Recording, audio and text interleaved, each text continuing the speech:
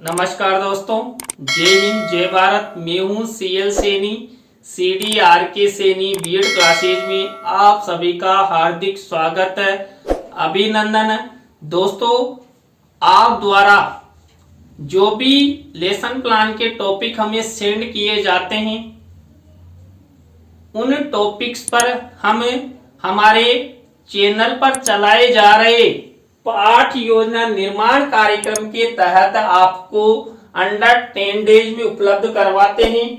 दोस्तों, आज की लाइव क्लास के अंतर्गत हम हिंदी गद्य पाठ योजना क्रमांक 24 के अंतर्गत लेखक बलदेव प्रसाद द्वारा रचित मच्छर बाबू इस टॉपिक पर आपको लेसन प्लान बनाना बताएंगे।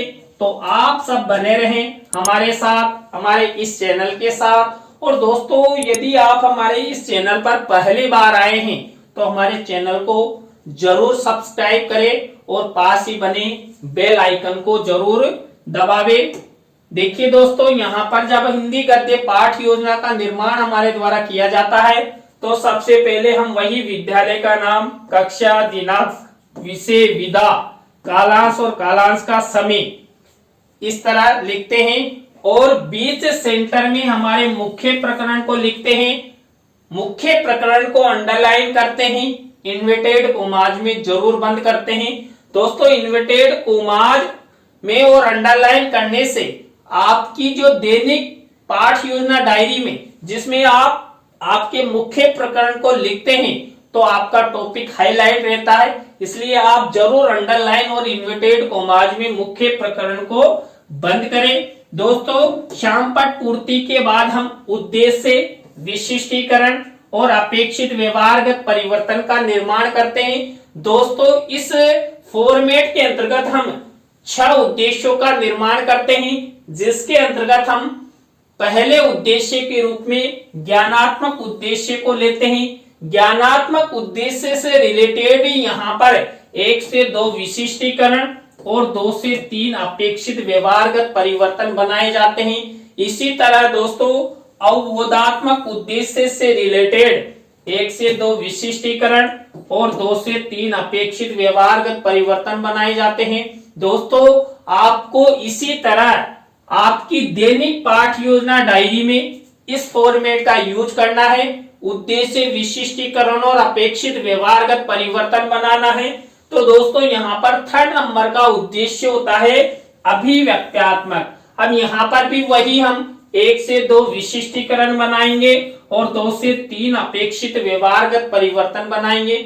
इसी तरह हमें कौशलात्मक उद्देश्य से रिलेटेड ये 1 से 2 विशिष्टीकरण और 2 से 3 अपेक्षित व्यवहारगत परिवर्तन बनाएंगे। दोस्तों, तो यहाँ तक हमने ये 4 उद्देश्य के बारे में आपको बताया। 5वें नंबर का उद्देश्य होता है अभिरुच्यात्मक।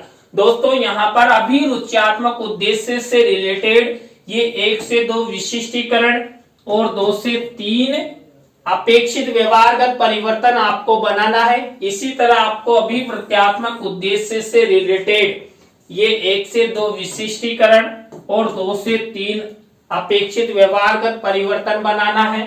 दोस्तों, इस तरह आपको ये 6 उद्देश्यों का निर्माण करना है। आपके उद्देश्य और मुख्य प्रकरण का ध्यान में रखते हुए आपको ये 1 से 2 विशिष्टीकरण प्रत्येक उद्देश्य में और 2 से 3 अपेक्षित व्यवहारगत परिवर्तन बनाना है। दोस्तों, यहाँ तक की प्रक्रिया के बाद हम कक्षा शिक्षण सहायक सामग्री का कॉलम बनाते हैं। कक्षा शिक्षण सहायक सामग्री 2 प्रकार की होती है, सामान्य और विशिष्ट। देखिए, सामान्य शिक्षण सहायक सामग्री तो हमें रेडीमेड मिल जाती है, लेकिन विशिष्ट शिक्षण सहायक सामग्री का हमें निर्माण करना होता है, जिसके अंतर्गत हम चार्ट, चित्र, मॉडल, प्रतिकृति आदि का निर्माण करते हैं। और यहाँ पर देखिए, मच्छर बाबू इस पाठ के बारे में हम अध्ययन करने जा रहे हैं, इसकी पाठ योजना बनाएंगे। तो यहाँ पर हम चार्ट और चित्र का प्रयोग करेंगे। यहाँ पर कक्षा शिक्षण सहायक सामग्री के बाद आपको पूर्व ज्ञान का कॉलम बनाना है। तो दोस्तों, यहाँ तक की प्रक्रिया आपको अच्छे से बनानी है, जिससे आपका लेसन प्लान अच्छा बन सके और शुरू में ही यदि आप अच्छा लेसन प्लान बनाते, अच्छे उद्देश्य, विशिष्टीकरण, अपेक्षित व्यवहारगत परिवर्तन बनाते हैं तो आपका लेसन प्लान स्वाभाविक है अच्छा बनेगा। इसके बाद हमारी पाठ योजना की पहली स्टेप यानी कि पहला शिक्षण बिंदु जिसे हम प्रस्तावना और प्रस्तावना को उत्प्रेरणात्मक उपक्रम भी कहते हैं। इसके अंतर्गत हम 3 से 5 प्रस्तावना के प्रश्न बनाते हैं। प्रश्नों में तारतम्यता होती है, जिग जैग होता है, उत्तरों से ही प्रश्न बनाए जाते हैं। दोस्तों यहाँ पर ऐसे प्रश्न बनाए जाते हैं जिनका उत्तर छात्र छात्रा आसानी से दे सके, छात्र छात्राओं के पूर्व ज्ञान पर आधारित हो, सरल से कठिन की ओर शिक्षण सूत्र का प्रयोग यहाँ पर किया जाता है। दोस्तों तो इस तरह आपको ये प्रस्तावना के प्रश्न बनाने हैं। तो यहाँ पर मच्छर बाबू इस मुख्य प्रकरण पर मैंने प्रस्तावना के प्रश्न कैसे बनाए। पहला प्रश्न है, हम सब अपने परिवारों के साथ कहां पर रहते हैं? अपने अपने घरों में रहते हैं। अब इसी उत्तर से हमारा नेक्स्ट प्रश्न बनेगा, घरों या किसी स्थान पर पानी भर जाने पर क्या किया जाता है? देखिए किसी स्थान पर पानी भर जाए तो हम पानी की निकासी करते हैं। अब इसी उत्तर से हमारा नेक्स्ट प्रश्न बनेगा, पानी की निकासी के लिए गांव एवं शहरों में क्या बनाई जाती है? क्या बनी होती है? नालियां बनी होती है, नाले बने होते हैं।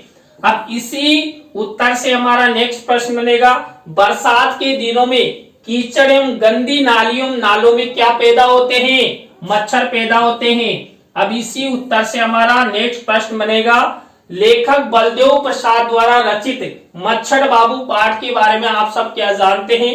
तो ये अंतिम प्रश्न समस्यात्मक हो गया, उत्तरों से प्रश्न बनाए गए, प्रश्नों में तारतम्यता है, जिग जैग है और सरल से कठिन की ओर शिक्षण सूत्र का प्रयोग किया गया है। छात्र छात्रा इन प्रश्नों के उत्तर आसानी से दे सकते हैं। तो दोस्तों ये प्रस्तावना के प्रश्न हुए, आपको प्रस्तावना के प्रश्न अच्छे बनाने हैं जिससे छात्र छात्रा आपके पाठ के प्रति रुचि ले सके। प्रस्तावना शिक्षण बिंदु के बाद हमारा सेकंड शिक्षण बिंदु होता है उद्देश्य कथन, जिसे पाठ्य भी सूचना भी कहते हैं। पाठ्य भी सूचना के अंतर्गत हम क्या करते हैं? छात्र छात्राओं को पाठ के प्रति सूचना देते हैं, उद्देश्य कथन किया जाता है। तो बच्चों आज हम सब लेखक बलदेव प्रसाद द्वारा रचित मच्छर बाबू पाठ के बारे में विस्तार पूर्वक अध्ययन करेंगे। देखिए ये एकांकी है और यहाँ पर बालक और मच्छर के बीच में संवाद चल रहा है। इसके बारे में ये शिक्षण सहायक सामग्री में चित्र मेंशन किया गया है। तो दोस्तों आपको इस तरह ये उद्देश्य कथन करना है। उद्देश्य कथन के बाद आपको पाठ प्रस्तुतिकरण की स्टेप अपनानी है। पाठ प्रस्तुतिकरण के अंतर्गत छात्र अध्यापक छात्र अध्यापिका छात्र छात्राओं को हिंदी की पाठ्य पुस्तक में जो मच्छर बाबू पाठ है इसकी पृष्ठ संख्या को खोलने के लिए आदेशित करता है करती है। तो छात्र छात्रा मच्छर बाबू पाठ की पृष्ठ संख्या को खोलकर देखते हैं। तो दोस्तों ये पाठ प्रस्तुतिकरण की स्टेप हुई। पाठ प्रस्तुतिकरण के बाद हम क्या करते हैं? पाठ प्रस्तुतिकरण के बाद हम आदर्श वाचन की स्टेप अपनाते हैं। देखिए आदर्श वाचन किसके द्वारा किया जाता है? छात्र अध्यापक छात्र अध्यापिका द्वारा। किसका किया जाता है?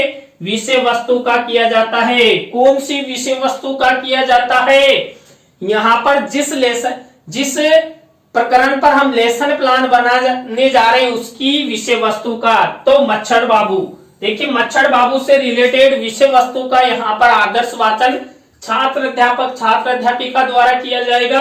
तो दोस्तों यहाँ पर आपको इस तरह इस प्रक्रिया का सहारा लेना है और एक विशेष कार्य आपको यहाँ पर करना है।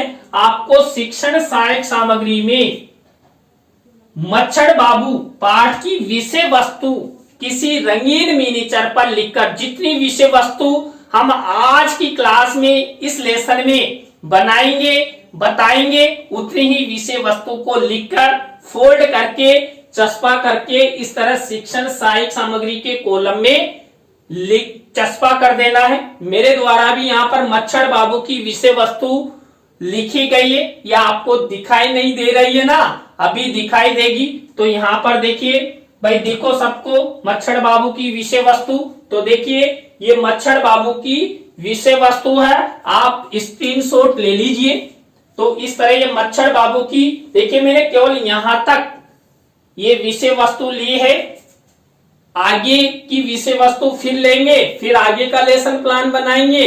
तो एक ही पार्ट को हम 2 या 3 लेसन प्लान के माध्यम से पूरा करते हैं। तो ये आपको विषय वस्तु शिक्षण सहायक सामग्री के कॉलम में लगानी है। शिक्षण सहायक सामग्री के कॉलम में लगाना अति आवश्यक है, जिससे छात्र छात्राओं को तुरंत पता लग जाता है, आपके पर्यवेक्षक को भी पता लग जाएगा। और दोस्तों इसके बाद हमारी नेक्स्ट स्टेप होती है अनुकरण वाचन। देखिए अनुकरण वाचन है छात्र छात्राओं द्वारा किया जाता है और आदेशित करते हैं छात्र अध्यापक छात्र अध्यापिका। यहाँ पर देखिए हम मच्छर बाबू पाठ से रिलेटेड अध्ययन करने जा रहे हैं। तो छात्र अध्यापक छात्र अध्यापिका मच्छर बाबू पाठ की विषय वस्तु को पढ़ने हेतु एक एक करके छात्र छात्राओं को खड़ा करेगी। तो इस तरह ये अनुकरण वाचन की स्टेप अपनानी है। अनुकरण वाचन के बाद हमारी नेक्स्ट स्टेप आती है अशुद्धि संशोधन की। देखिए दोस्तों अशुद्धि संशोधन के अंतर्गत हम क्या करते हैं, जो अनुकरण वाचन के समय छात्र छात्राओं द्वारा जो अशुद्धियां पढ़ी गई, अशुद्ध उच्चारण किया गया, उसको छात्र अध्यापक छात्र अध्यापिका श्यामपट्ट की सहायता से शुद्धिकरण करवाता है। और जब आप इस तरह का लेसन प्लान आपकी दैनिक पाठ योजना डायरी में बनाए, तो आपको वही श्यामपट्ट कार्य वाले कॉलम में ब्लैक शीट का निर्माण करके एक तरफ अशुद्ध शब्द और एक तरफ शुद्ध शब्द, इस तरह का फॉर्मेट अपनाना है। तो ये अशुद्धि संशोधन हुआ। अशुद्धि संशोधन के बाद हमारी नेक्स्ट स्टेप आती है काठिन्य निवारण। देखिए काठिन्य निवारण जो मच्छर बाबू पाठ हम पढ़ने जा रहे हैं, इसकी विषय वस्तु में से कोई मुख्य शब्द या व्याकरणिक दृष्टि से अति महत्वपूर्ण कठिन शब्दों को लेते हुए छात्र छात्राओं को समझाया जाता है। और जब आप इस पर लेसन प्लान बनाते हैं, तो आपको श्यामपट्ट कार्य वाले कॉलम में इस तरह की ब्लैक शीट का निर्माण करते हुए इस तरह का फॉर्मेट आपको अपनाना है। तो दोस्तों ये काठिन्य निवारण व काठिन्य निवारण आपको अच्छे से करना है, जिससे छात्र छात्राओं के शब्द भंडार में वृद्धि हो सके और छात्र छात्राओं को अच्छा ज्ञान प्राप्त हो सके। इसके बाद नेक्स्ट स्टेप आती है सारांश कथन की। देखिए दोस्तों यहाँ पर सारांश कथन किया जाता है छात्र अध्यापक छात्र अध्यापिका द्वारा। और किसका सारांश कथन किया जाएगा, जो विषय वस्तु हमने आदर्श वाचन में ली थी ना, उस विषय वस्तु का सारांश कथन किया जाएगा।